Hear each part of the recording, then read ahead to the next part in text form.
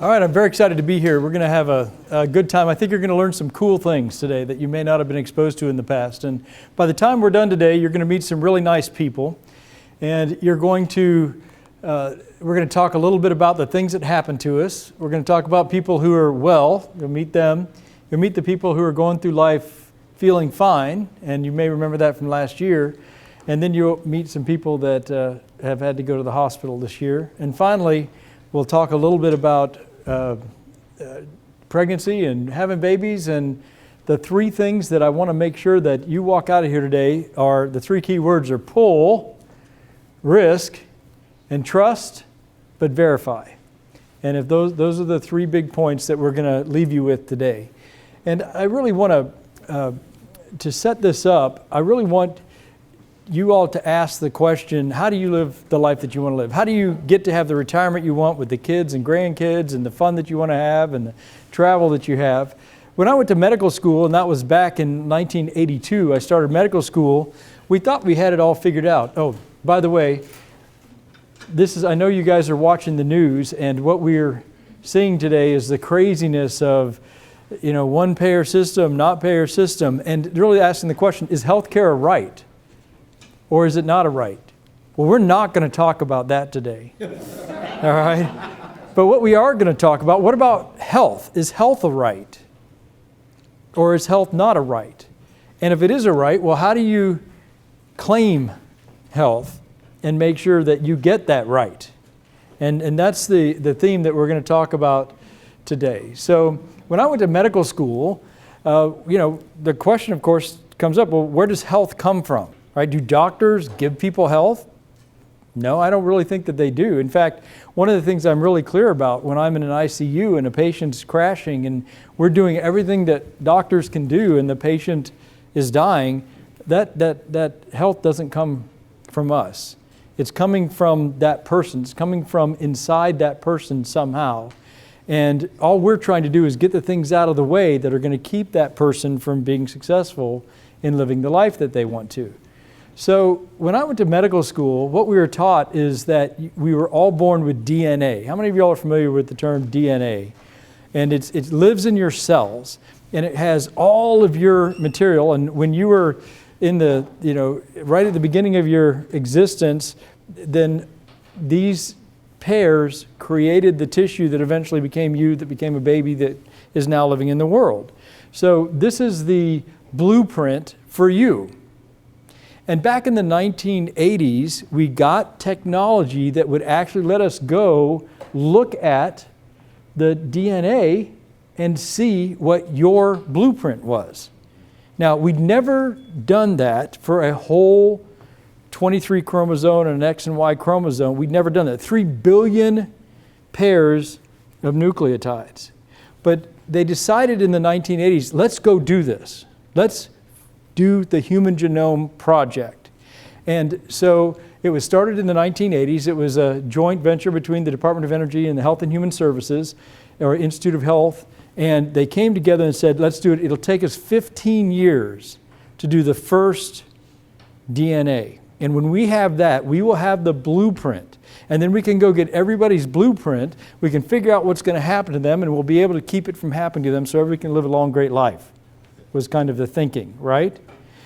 Well, the last time the government had taken on a huge project like this was back when John F. Kennedy said, I believe this nation should commit itself to achieving the goal before the decade is out of landing a man on the moon and returning him safely to Earth. That's the kind of gravity that this had. It was gravitas to go do that. So what we thought we'd find in the DNA, of course, was the control center. Right? That everything is being run in your body, and each cell has their mission control center that's running the cells and running your life and determining what conditions you get or don't get. And so it's pretty easy. That was going to be what happened.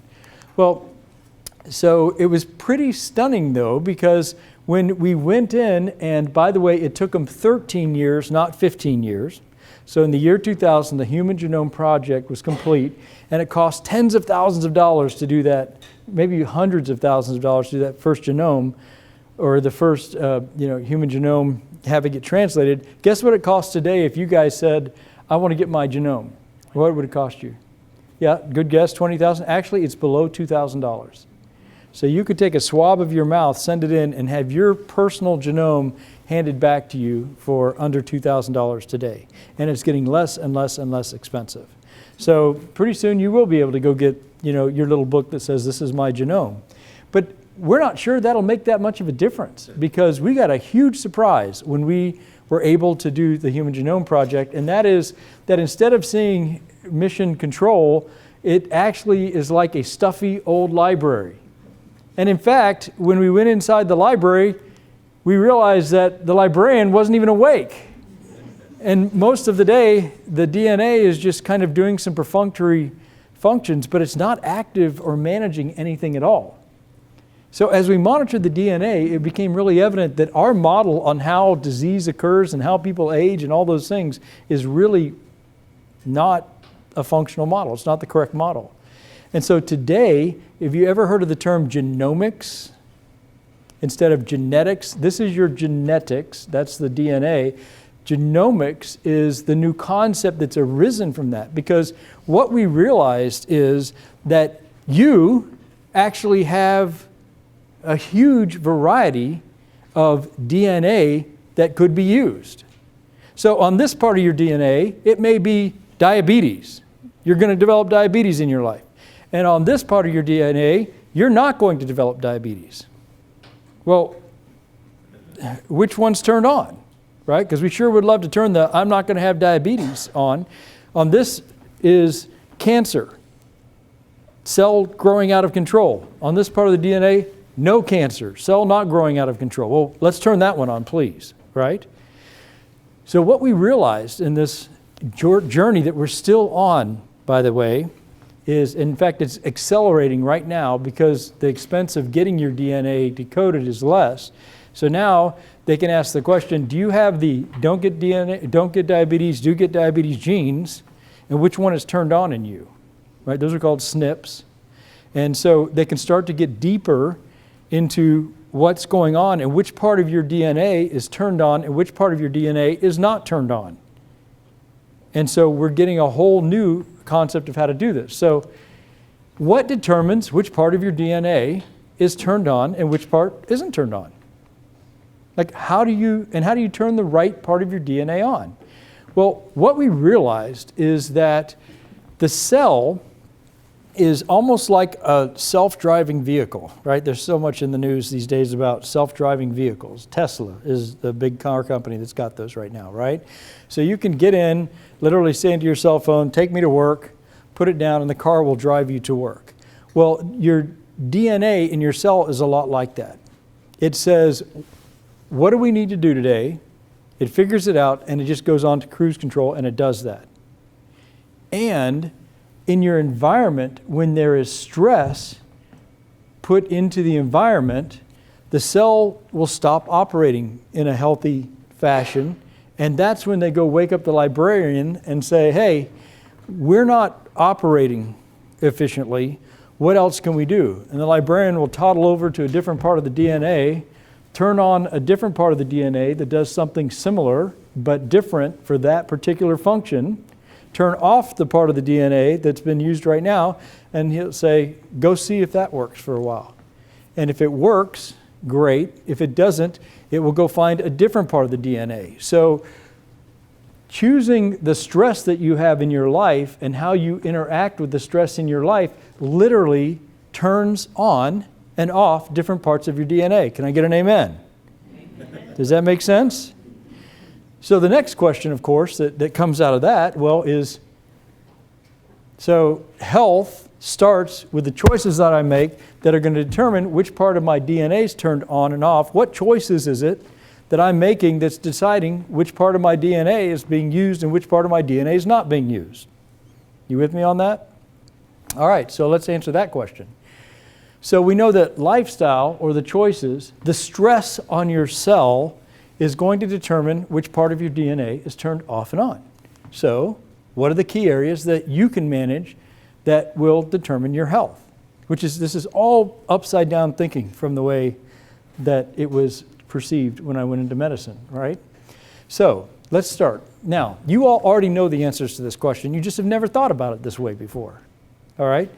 Because the things that would put your body under stress or make you not do well are the things that if you give to your body, if you pull them, here's the first word, if you pull them into your life, you're going to have your DNA get set up to the best part of your DNA. Can I get an amen?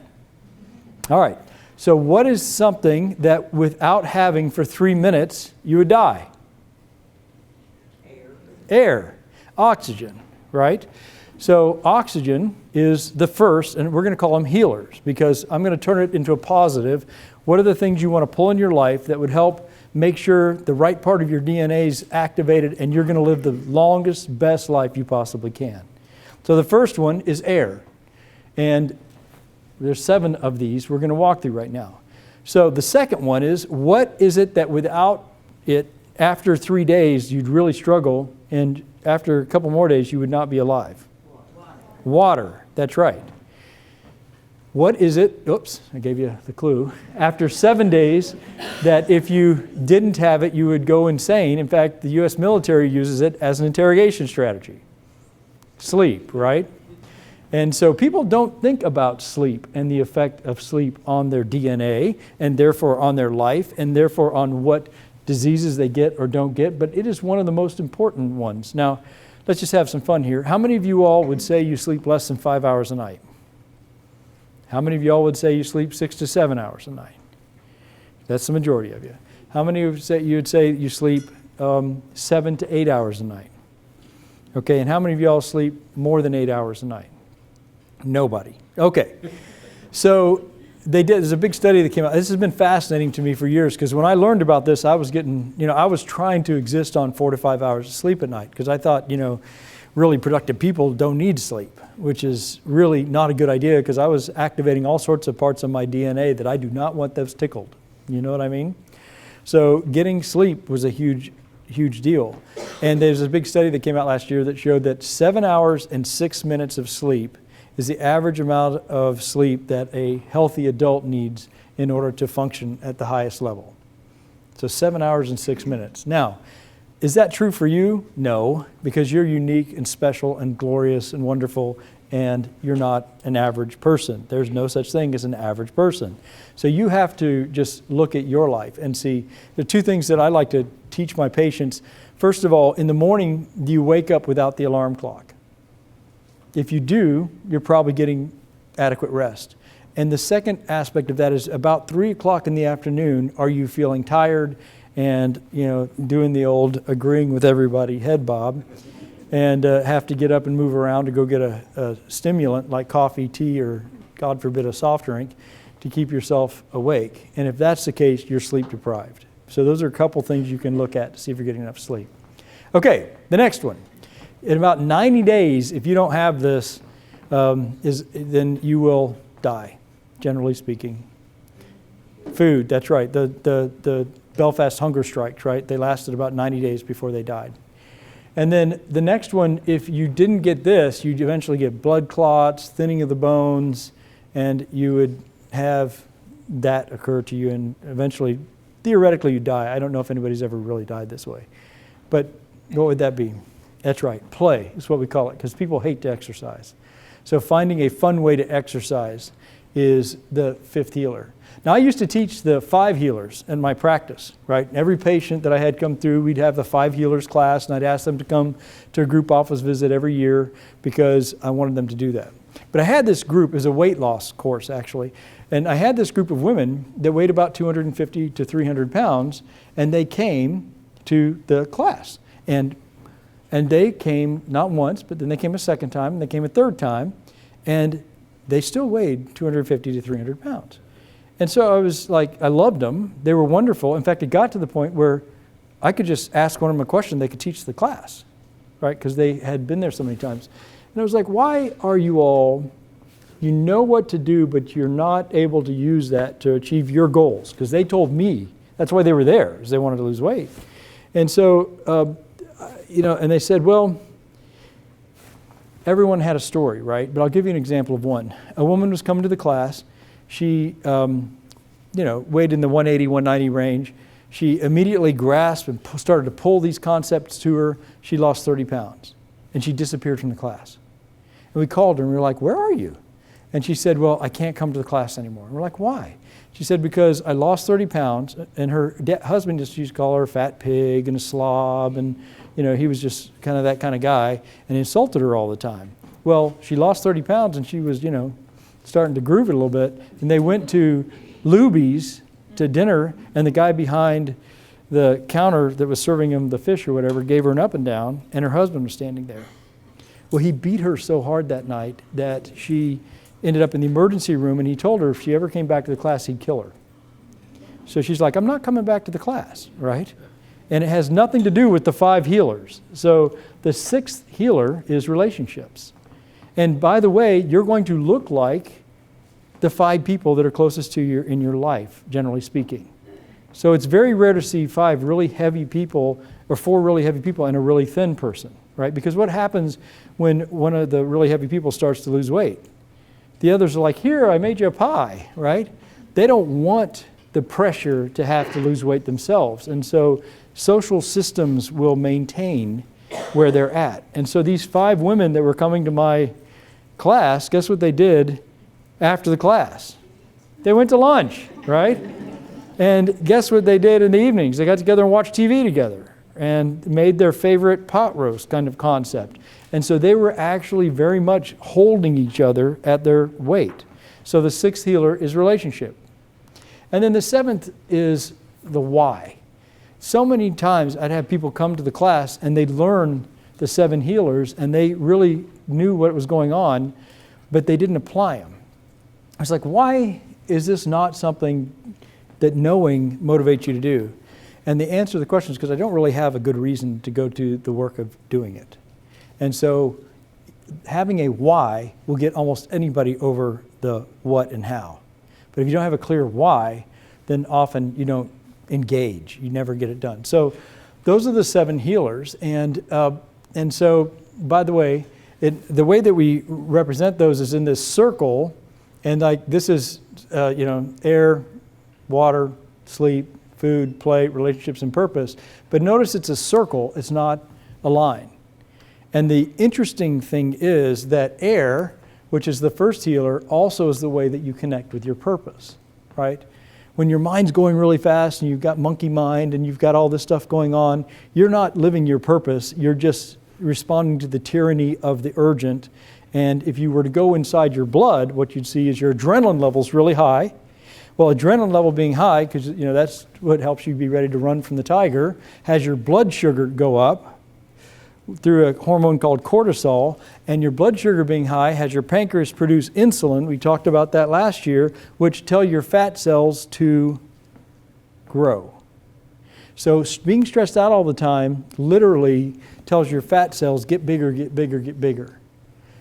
Breathing slowly, breathing with your diaphragm, lowers your adrenaline level, lowers your noradrenaline level, lowers your blood sugar level, lowers your insulin level, and now it allows your body to release the energy to lose weight and to be calm and to be able to focus your mind not on the reactivity but on the proactive things that mean the most to you.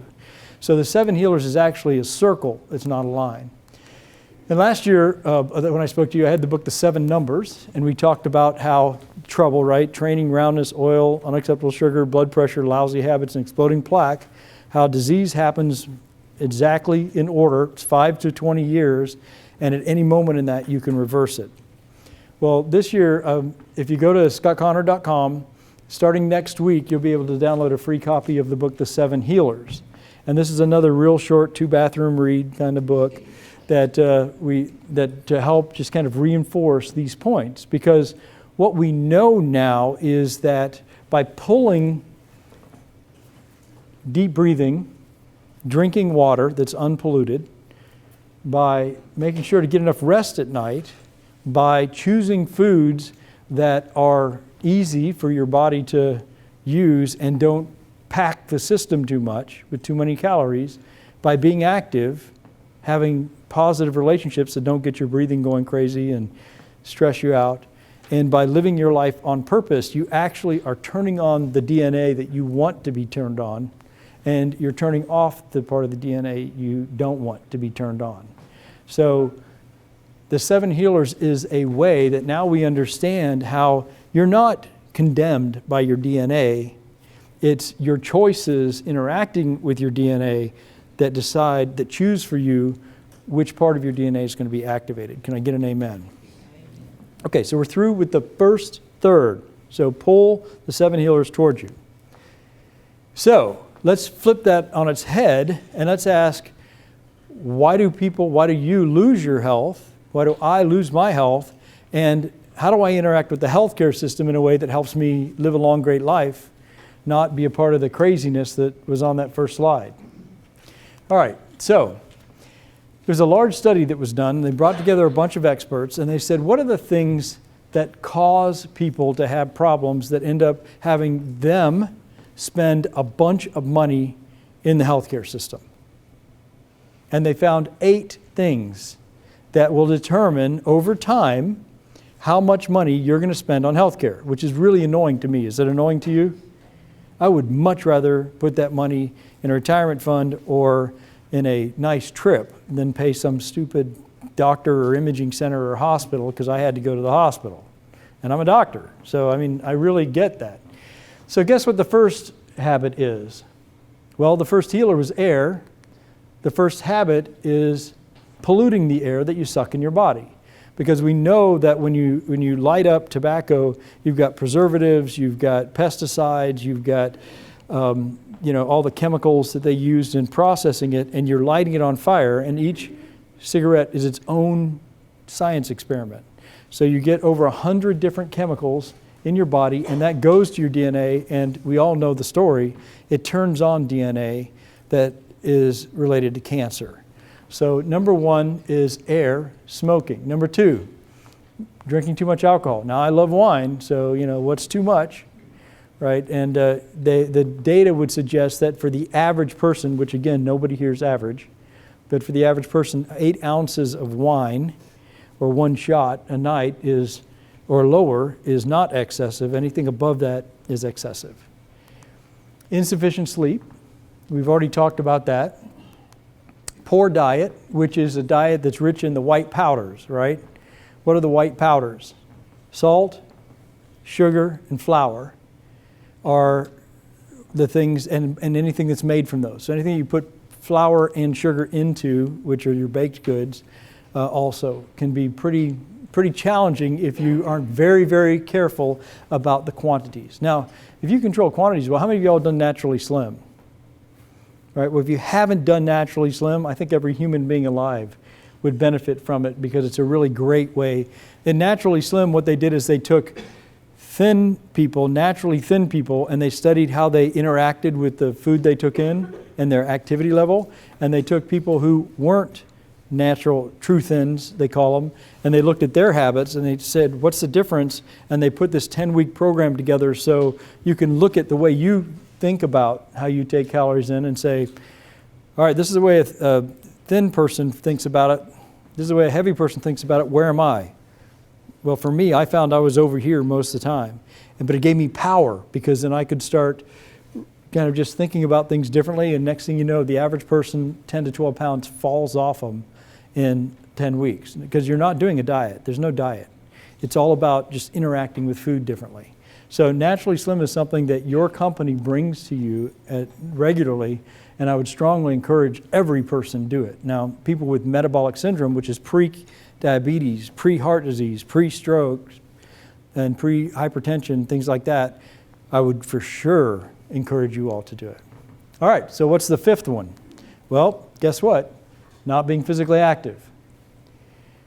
The 6th one, guess what? It's having your adrenaline and noradrenaline be high and having that sugar hormone mess going on and having the itty-bitty committee. When you read the 7 Healers book, we talk about the itty-bitty committee in your head, and the itty-bitty committee holds all these meetings and stresses you out, even though you're just sitting there calmly. If someone to look at you would think you're being calm. So managing that itty-bitty committee is really important. So here's 2 that we haven't talked about: lack of screening, and this is looking for things early, and poor standard of care. which is going to doctors that are not great doctors, or not going to the doctor would be another example. So why do these 8 things turn on your DNA in a way that you don't want to? Well, ironically, those 8 things drive 15 conditions. Now, I'll just take a minute to go through this. First of all, weight gain. And we talked last year about how when your fat cells get full, energy floats through your body in the form of sugar and cholesterol. And so you get diabetes and high cholesterol. And all that goop floating around in your blood leads to higher blood pressure. Now, it doesn't really happen that way, but it's an easy model to understand. It's kind of the way I think about it. Eventually, fat gets laid down in your arteries. And if that's in your heart, it's leading to coronary artery disease. If it's in your neck, that fat leads to strokes. When your heart's damaged, it leads to heart failure. Both high blood pressure and high sugar kill your kidneys. So 95% of all kidney failures caused by blood pressure and sugar that wasn't controlled well. Completely preventable. Depression is something that we see very, very commonly. I'm going to talk about that more in a minute.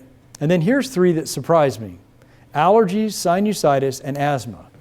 Now, you wouldn't necessarily think that'd be a big problem, but it actually is incredibly costly and incredibly dangerous if they're not managed well.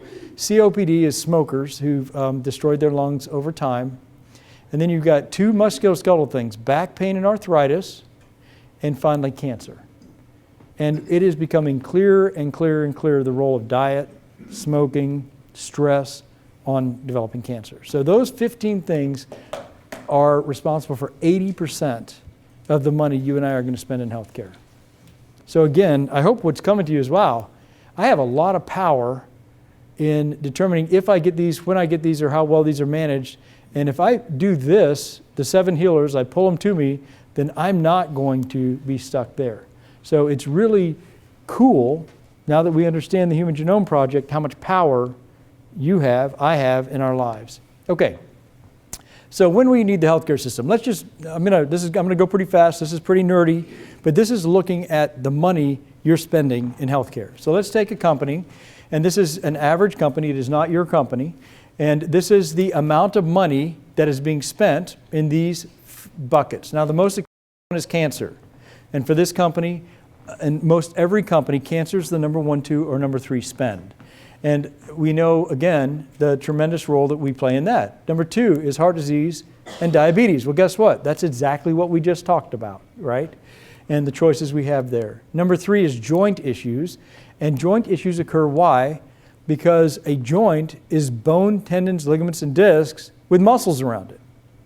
And if your muscles are strong, they act as shock absorbers and they protect your joint.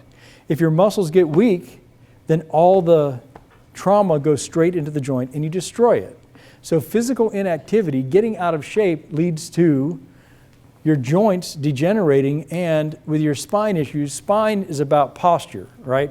I don't know if y'all have ever noticed, but if your hands are in front or facing the back, when you're standing there, that means that your shoulders have come in. And when your shoulders come in, your rear end's going to go out and your head's going to come up. And over time, your muscles will literally shorten here, and they'll shorten against your back. And that's why you see this as people get older. So what there is to do, if you don't want that, is you've got to figure out, and yoga, Pilates, those kind of things are great if you have any interest in those. Figure out, how do you bring your shoulders back and keep these muscles stretched out? And if you do that, then as soon as your shoulders come back, it's really awkward to stand like this, right? So as soon as your shoulders come back, it whips your backside forward, and it also pulls your head back. And so when your hands are facing your legs, when you're just in a natural position, you know that you've stretched these out. But I will tell you, as I've gotten in touch with this and I've taken responsibility for myself, I realized how for 20 years, man, I was sitting at a desk, I was doing this, I was sitting there writing when I talked to patients, and it's taken me a couple of years to get these muscles to even relax. So it's not something that's quick and easy, but it's something that's very, very important. So gastrointestinal, that's inflammatory and irritable bowel disease. If you have it, you know it. If you don't worry too much about it. But that has a lot to do with diet. And lastly, lung problems, which of course is tobacco related, and then the allergy, sinusitis, and asthma we talked about. So that's what people spend money on. That's what you are spending money on. In Dillard's, you're spending millions of dollars. Like the people who are watching this and the people who are here today are, well, hopefully not just in this room, but the people in this building, let's say, are spending millions of dollars exactly on this. And 80% of it is a choice as we dive into it. So, cool. What can we do about that? Well, let's think about you. Think about how much money you spent last year in healthcare. Went to the hospital, didn't go to the hospital, had an accident, had a baby, whatever. And then think about for yourself, how high a risk are you at? Now, as you get older, your risk goes up. Don't want to fix that problem, right? Because aging is a good thing. But the older you are, the higher the risk you are. The more you have any of the 15 conditions, the higher the risk you are. So let's say we graphed it out. And this is an actual company that we graphed out. So down across the bottom is your health risk, and one is average. And up the left side is how much did you spend last year in healthcare? Now guess what the average person and company spent in healthcare last year in the United States? $8,000. It's a good guess. That's close to a family. Individually, it's $4,400 per person. So $4,400 per person is the average person in the United States. Now, if you're down here, you are low cost and low risk. Can I get an amen? If you're over here, you're high risk and low cost. If you're up here, you're low risk and high cost, and here is high risk and high cost. Now, where are you? Each of the blue dots that you see here, each of the blue dots is a real person. So this is not your company, but if it was, one of those would be you, one of those would be your spouse, and any dependents you have would be blue dots. And where would they live, right? Does that include insurance? Does that include the insurance? Thank you for asking the question. Yes. This is what you spent and what the insurance spent together is $4,400 for the average person. The insurance premiums. Oh, well, the way that it works is you take your premiums and you put it in a bank that's called your members' insurance pool, and then you all go have what happens to you over the course of the year, and it pulls the money out of that. And what I'm saying is the money that was pulled out of the average premiums in a year last year was $4,400. So you guys are a team. I don't know if you realize it or not, but you are a team. To the degree people watch this film and they say, dude, I'm going to go pull the 7 healers toward me, rock on, that means that that pool of money will get bigger, or they don't have to take as much, your premiums will go down, and you won't have to spend. The crazy thing is that pool of money, 80% of it is determined by how the other people in your company choose to live their life. So part of what you're hearing me say is if you like raises and you like the company to do well and have money to pay you more, then follow the 7 healers. If you don't, because now what happens is more and more people have to pull more and more money out. And I'm working with some companies where the average person's pulling $7,000 or $8,000 a year out. And some of them are fire departments and police departments, and what they're having to do is stop buying police cars, stop buying fire engines, stop repairing roads, lay off their parks and recreation staff because there's no money. And people have not had a culture or been living this way because 80% of the money is coming from these habits. So thank you. That was a great question. All right, so how many members fit into each of those categories? All right, here we go. These are real numbers. So in the bottom left, that's 9% of the money that's spent. It's 65% of the people, right? So those are the people who in the next 12 months are going to do really, really well. Those of you who get up, you exercise, you eat a pretty healthy diet, you get enough sleep, you're drinking the water, you haven't gone down those 15 diseases yet. That's where a lot of, and by the way, kids are in this too. So you got to realize all dependents are in this graph too. The people up here, you are 10% of the money spent, about the same amount of money, but it's only 4% of the people instead of 65% of the people. And where do they spend money? Well, something happens, crash. Oops, that skiing trip didn't go as well as I thought it would. Yeehaw, this is a good way to spend money, right? And trips to the emergency room. So these are healthy people that had something happen. Now, if you look at the numbers, realize that if you're sitting in the audience right now going, I'm really healthy, it's all fine, 10% of you will end up spending more than $4,400 this year. Can I get an amen? Stuff happens to you. But 90% of you won't have anything happen. So you're much better off being in an HSA plan, or a high deductible health plan with an HSA, and make sure you save $4,400 in your HSA and then let it keep building, because you're building money toward retirement. If you're on this side of the equation, and we just went through the numbers, that's 65 plus, what was the exact number here? 10, or 4. So 70% of people inside your company should definitely be in a high deductible health plan and putting money in their HSA. Can I get an amen? All right, so you have to figure out where you are to know what to do. Now, 5% of the money goes to this. It's 16% of the money. But by the way, I forgot to do that. Let me show you one thing. The average person down here spends $659 per year. It's getting the pap smear, mammogram, all those things. You aren't paying for that. Your company pays 100% of your wellness, right? So of the $659, $300 or $400 of it's paid 100% by your company. And if you have to get a cold, cough, congestion, urinary tract infection, go to the doctor, you may be out of pocket a couple $100 if you're in a high deductible health plan, right? So up here, it's $10,748 on average per person per year. Okay, so obviously you need to have money in your high deductible health plan for the emergencies that are going to occur, which will occur, 8 to 10% of the time. All right, over here, these folks are spending about $3,100. So they're obviously spending more than this, because these people have diabetes, hypertension, high cholesterol, things like that. So they're spending $3,100. It's 16% of your folks. And this is basically people who may or may not be taking care of themselves. What we see here often is these are folks that have diabetes, hypertension, high cholesterol, and they are not engaged. And up here, look at that. The average person up here is spending $41,000 a year. They're only out of pocket whatever your maximal deductible is, but the rest of it's coming out of your pool of money, right, as a group of members. And they're usually the ones that have to go to the hospital. They have imaging, they have surgeries, all those things. So the thing that's crazy is that this is really very predictable. And once you figure out where you are, if you're in this group, you're probably going to go down and not spend your $41,000 this year, because what happens in the year you spend $41,000, the next 2 or 3 years you tend not to. And in fact, we know that 60% of the people that's in that upper right quadrant were not there last year. The majority of people are new, but they come from where? Right here. Boop. The people who were a little bit asleep at the wheel. Now, why would you be asleep at the wheel if you're at high risk? Well, the answer is because over here, okay, so here's what's driving it. You're stressed out. Over time, that becomes anxiety.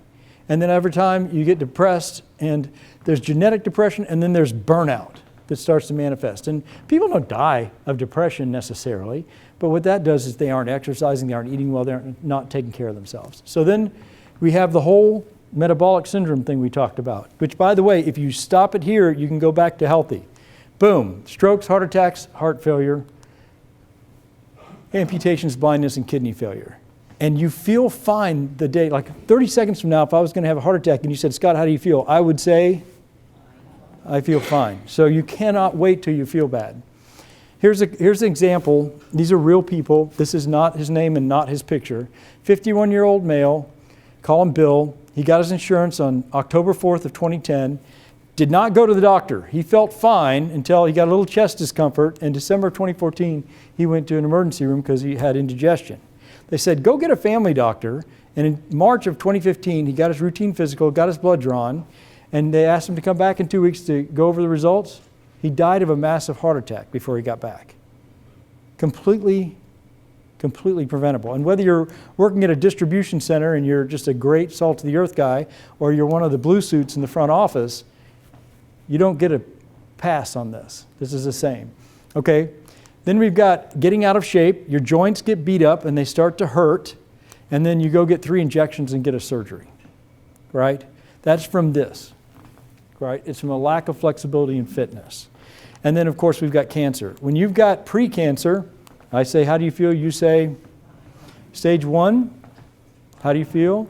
Stage 2, you're going to maybe feel bad, but you finally feel bad in stage 3 and stage 4. So the reason that this goes on the way it does, and by the way, here's another real-life case. This is the mom right here.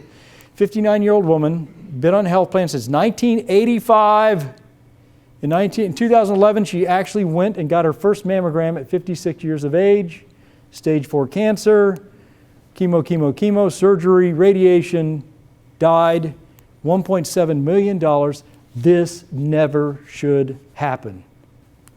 It's crazy. It's sad. I see this day in and day out, again and again and again. This is what I look at when I look at your claims every day. Because what we know is that, how do you feel? I feel fine. I feel fine. I don't feel so good. Ooh, I don't feel good at all. Ugh, I'm sick. Or, yay, I had a baby. Right? But this is why people don't engage. Now these folks, okay, so 38% of people actually get some preventive tests. 50% of cancers are avoidable. And these people shouldn't die. And they're dying every day, all day long. So these folks are going to specialist facilities. You have to encourage somebody who feels bad to go to the doctor, right? But the people down here are not going to the doctor. So my advice to you, get a great primary care doctor, get your annual exam, age and gender appropriate screenings. What is a great primary care doctor? You want someone who wants to see you regularly and get to know you. It's not about, are you sick today? What can I do? Here's a pill, go away. That is not a good doctor. They want to talk to you about your risk, not about your symptoms. They want to monitor your numbers and are pushing you to get to goal. If they aren't griping at you, if you're overweight and they're not griping at you about their weight, get another doctor. They're talking to you about lifestyle and how that's going to affect it. They're not just trying to push pills on you. They create a care plan for each chronic condition. Say, I'll see you in 3 months, and 6 months, and 9 months until these numbers are to goal. Come see me. And they're available to you by phone to get your symptoms taken care of quickly. It's so stupid to make people with a cold come sit in the office for an hour. And they choose specialists who don't want to do surgery. Okay, how do you find a great doctor? I'm going to have to go quickly because I'm out of time. We know the healthcare system in the United States is sick. You may not realize it, but the Institute of Medicine says that tens of thousands of deaths each year in the United States occur, not because you were sick, but because you went to a doctor and a hospital. If you look at the CDC, they estimate that last year 251,000 people died because of the medicine they were given and the treatment they got. It didn't matter how sick they were or how sick they weren't. It had nothing to do with their disease. The healthcare system killed them. Now, as a doctor, that makes me sick, and I'm very saddened by that. But what we need to figure out is, how do you not end up here? It's all about prevention. Avoid getting sick, because once you get sick, it's a mess. Now, by the way, this is me. This is my dad, who's a family doctor. And this is my daughter, who graduated from medical school in July. And she's in family practice residency right now. So when my dad went to training in 1965, he was taught, ask your patients questions, figure out what's going on, tell them what to do. When I went, it is ask them questions, figure out the diagnosis, and see what the evidence tells you to do. And my daughter, it's collect the information, run probabilities on the diagnosis. By the way, electronic medical record, this is complex. Follow evidence-based protocols and have a team to take care of your patients. Follow the protocols. And so she's a leader of a team. I was using data, and if you did it another way, doctor knows best, doctor uses evidence, and doctor leads a team. You want a doctor who leads a team. Here's the number of articles. When my dad went to medical school, there were less than about 100,000 articles a year coming out. Today, there's nearly 1 million articles a year coming out. That's over 5,000 articles a day. Dude, if I just sat and read articles all day, I'd be falling behind, right? You have to have a team. And if you have a doctor who acts like he knows everything, run quickly, please. They are ignorant and arrogant. That's not a good combination. So, one other thing about this picture is, notice that old man, young lady, we now see that about 50% of all people going to medicine are women. I would tend to go to a woman doctor. My doctor is a woman physician. She's slower, takes more time, gets to know me as a human being, isn't trying to just transact me and throw me out, and I love it. So I would tend to look for a female doctor. So a couple more pieces of advice. Doctors are best when they're in their mid-30s and 40s. They've been in practice more than 3 years. You don't want a newbie. They're dangerous. You want a technologically savvy doctor. When your doctor diagnoses you something, you want them to pull out their thing and say, I just emailed you some information about that, okay? You want them to be on their computer when they're talking to you. It's okay. You want them working in a team. You want them well-trained. You want them to have a high prevalence of similar patients. You don't want to walk in there as the only person that you and everybody else looks totally different, because that doctor's not seeing what you have regularly. So you kind of want to go to a place where they take care of people like you. You want them to be board certified. And by the way, 10% of doctors are drug addicts, depressed, demented, and it's not just drugs that they can get addicted to. They're distracted. They're not in the room with you. So if they seem out of sorts, there's 10% of doctors in the United States, 8% is actually the number, are impaired physicians. And by the way, when I ran 510 doctors, and I'll never forget it, I fired a doctor who sexually assaulted a nurse in the exam room. I fired him for that. He went across the street. He opened up his office again. All of his patients went to him, and I got hundreds of hate mails about what a terrible person was that I would fire him. And I was like, oh my gosh. And I had no right to say a word to those patients who were going to a sexual predator. But I couldn't do anything about it. So just know, don't be naive. All right, can you trust your doctor providing consistent care? Last points. This is mammography across the United States. If you happen to live here, it'll be a miracle if your doctor tells you to get a mammogram. If you happen to live on the East Coast, it's a pretty good chance your doctor is going to recommend a mammogram. This is the people who need mammograms. Can you trust your doctor to provide consistent care? Well, here's heart surgery. This should be one color, right? There's a way to treat heart disease well, and everybody's getting that care. Instead, what you see is folks out here, you're going to be dying by the time you get heart surgery. Folks in the South, if you burp wrong in Little Rock, Arkansas, you're going to get a heart cath, right? So by definition, there's doctors making these decisions, and I'm a doctor, and I'm just saying to you all, you cannot just naively walk in like a bunch of sheep being led to slaughter, because that's what's happening in the United States right now. We have a system that pays people for doing more, not for practicing great medicine. I could be a horrible doctor, and Rich, we went to breakfast this morning with a doctor, with a guy who ran a doctor practice in Little Rock, Arkansas. And his whole deal was, I increased their income per doctor from this number to that number by figuring out how to add additional charges to what the doctor did. The care didn't get better. It doubled the doctor's income, and the doctor who ran the group was sending people to collections like there's no tomorrow and bankrupting people because they owed money on the money, the increase that they had just increased it. And he quit because he said, I can't do that to people. And that's right here in River City. So don't be naive. Here's back surgery, same mess. Here we are in Arkansas. And here's the thing that's crazy. Between 2001 and 2011, the number of back surgeries has gone up 67%. Now, do you think people in the United States' backs have failed in the last 10 years? No. But orthopedic surgery is the most profitable line of surgery for healthcare systems. And I sat in a meeting at one point where I was sitting in the meeting, and the hospital administrator was in front of us, and he literally said to us, we've got to move people through faster so we can do more back surgeries here. They need to get in, we give them physical therapy, we give them 3 injections, and we get to do surgery. Let's see how fast we can streamline that process. And it was like, oh my gosh, what happened to taking care of people? Don't be naive. So what does this do to you and your risk of your billfold? Well, here we are, baby. You're in the most expensive place in the United States to get health care. Well, it's really Miami, Dallas, and then Arkansas is not horrible, it's just bad. And but if you live in Dallas or if you live in Miami, you're getting killed, and that all is going to go against you. So please be careful. So what's going on? There are not enough primary care doctors. There's a lot of specialists, okay? And so the truth about medicine today is the way we practice and what we know is changing quickly. A given person cannot keep up with it. You want doctors who practice in teams. Care is being delivered, and it is very, very inconsistent. And depending on where you go a given night is going to determine whether they tell you to get surgery or not, and it may not be the correct thing for you. Second opinions are really important.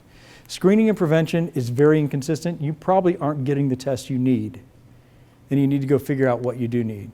More care is not better care. Better care is better care. We're doing too many surgeries in the United States today. We need to stop doing that. It hurts people. Get several opinions, at least 2, for any elective procedure.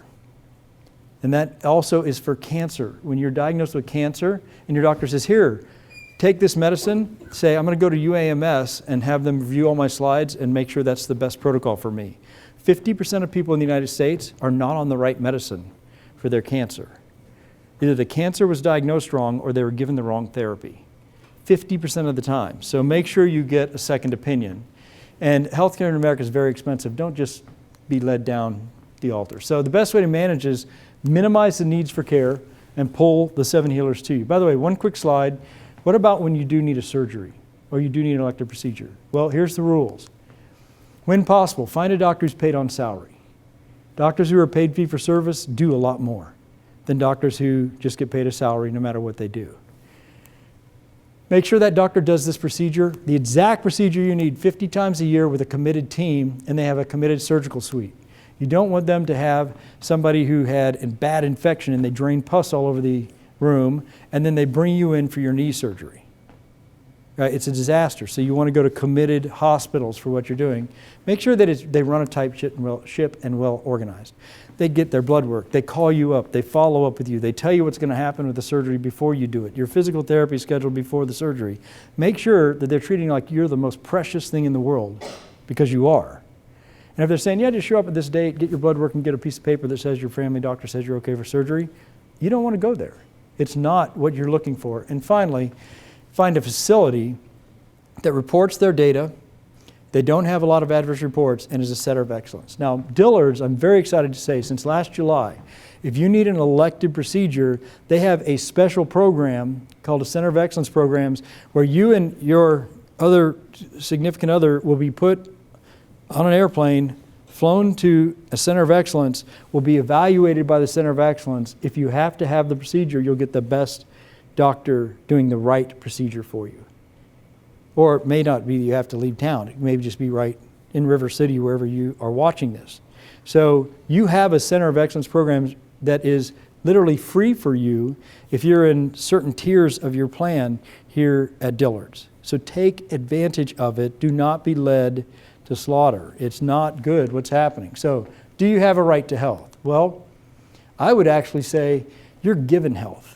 It's actually a gift that you're given when you're young and you're born. So you don't, it's not a right, it's a gift. But to actually thank and be grateful for the gift, you have to engage in a set of behaviors that's going to, like the 7 healers we talked about, you've got to be proactive. It's not an accident. And finally, you have the power to select a great doctor, get a primary care doctor, look at your numbers, and then slowly over time figure it out. 15 years ago, I was obese. I weighed 250 pounds. I was pre-diabetic. I was hypertensive. I was miserable. I was trying to live on 4 or 5 hours of sleep at night, and I was yelling at my kids all the time. And I really got at that moment that that's not why we're on this earth. That is not the purpose we're put here for. And it's taken me 10 years to figure this out. And I got to share it with you in an hour. It's going to take a little time.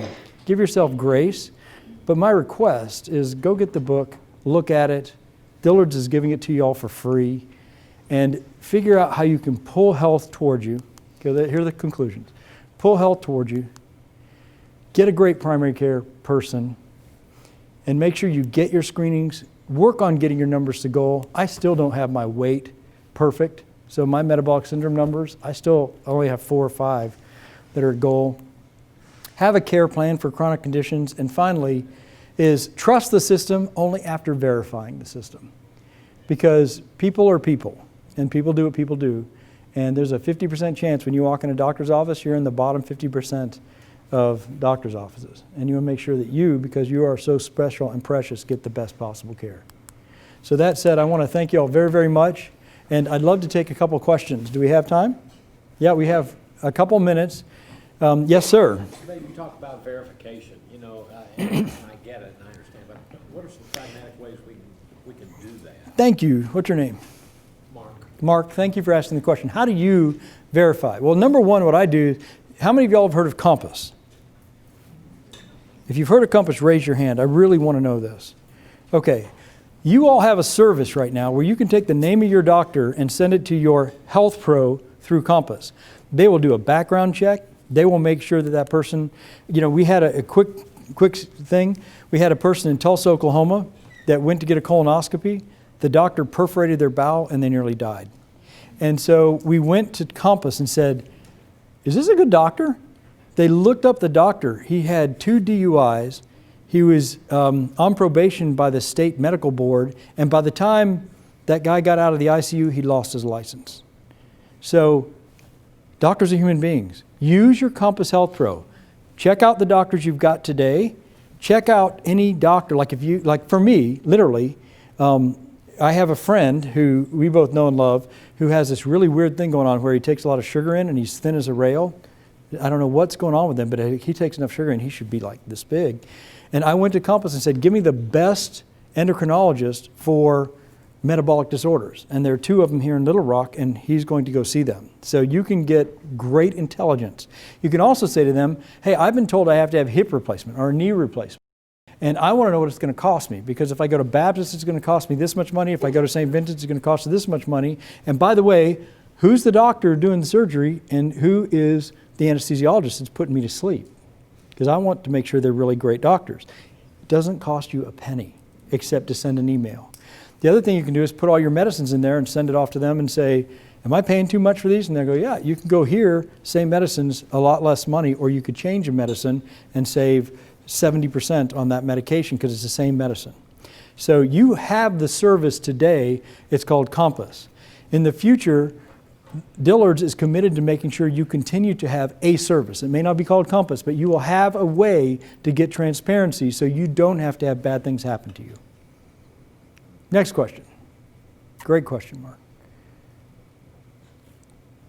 All right. Well, You want to talk just a little bit about the Centers of Excellence again? yeah, let me. I don't Yeah. know if you guys realize we just put that on this past year. So, if you have Okay, I got so conditions. I love stories because stories tell you what's going on, right? So I'm sitting on an airplane with this guy who's sitting next to me, and he's a pretty heavy guy. He's pretty robust. He's probably 260, and so we're chatting, and he's a motivational speaker, and he's got that personality, and I just loved him. He was great. He wrote a book called "You've Learned Everything You Learned to Know. You Learned by 3rd grade," right? And he was going around giving the talk, and I said, I told him what I did, and he said, "Oh, I had to have both hips replaced." And I said, "Really? Tell me about it." He said, "Well, my brother's an orthopedic surgeon. So I went to my brother and he replaced my left knee. And he laid me on a table and they cut down and they replaced the knee. And for 6 weeks, it felt like someone was shooting me every time I stepped down." And he said, and then it came time to do my other knee and I was like, "Bro, you killed me with that. Is there not something else we could do?" And he's like, "Yeah, we know other doctors do it differently. You could get what we call the anterior approach, where you get it done from the front. And they pull your leg back like that, and they do this, but they don't have to cut all your muscles." He said, "Oh, I think I'll look into that." So he looked into that, and his brother told him, here's a doctor that does it that way. He goes to surgery. He's walking that night. He's out of the hospital in 2 days, and he's back on the stage within 3 to 4 weeks. And he's like, "Brother, what were you thinking of? Like, how did you put me through that? It was horrible, and I could have gone through this." And his brother said, "Well, I don't do that procedure." And he said, "Why not?" He said, "Because I would have had to go back to a residency program and done 100 of them supervised to get certified, and I don't have time for that." Now, guess what percentage of the hip replacements in the United States are done on the wrong side, right? A couple of years ago, it was the majority of them. It's coming down now. So what Dillard's did is they said, we want the best shoulder, hip, back, knee, or hip, particularly hip and back. Let's focus on those 2 surgeries done for our people. Where do they do them in the United States? And they located spots, and now if you have someone say you need that, you can literally go there. It doesn't cost money. You get the right surgery, because you want to talk about expensive surgery, get the wrong surgery. Then lay at home, get a blood clot in your leg that goes to your lung because you couldn't move because you got the wrong daggum surgery done. Now that's an expensive surgery. Getting it done properly the first time is a deal. So they have put that in place. And before you get elective surgery, check and see if your procedure is covered, and just go get a second opinion. What's the worst thing that could happen? You go and they say, "Oh, you didn't need to come here. Your doctor is one of the greatest in the world and you're getting the right procedure. Rock on with your bad self. I'm going home," right? All good. But 70% of the time, if you've been told you need neck or back surgery, The only reason you're getting neck and back surgery is because the doctor is going to get paid $3,500 and the hospital is going to make $50,000. 70% of the time, the neck and back surgery that's being done in the United States today shouldn't be done. It's not evidence-based. So be very careful. And what's the best predictor of future surgery? Current surgery. So that doctor just created an annuity that you're going to come back 3 times for the same procedure over the next 20 years. So I hate to say it, I sound so negative, but you know, the great doctors in the United States are getting really tired of this because the mediocre and poor doctors are destroying the practice of medicine, and I don't want that to happen to you. So use the Center of Excellence program, use the Compass Transparency program, and make sure that you're treated like that amazing human being that you are, because you need to get the best care anybody's ever got. Cool? God bless. Thank you all very, very much.